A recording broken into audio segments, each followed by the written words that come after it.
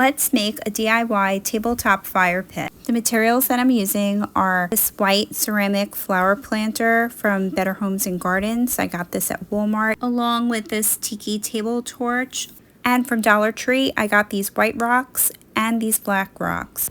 First, add sand to the planter in order to level out the table torch that's in the center. Next, I added a layer of white rocks. I only used one bag. You could use more or less depending upon the look that you're going for. And to top it off, I just added some black rocks just to add some contrast. And now you have a tabletop fire pit that will also repel bugs when you're outside. I hope you enjoyed this video.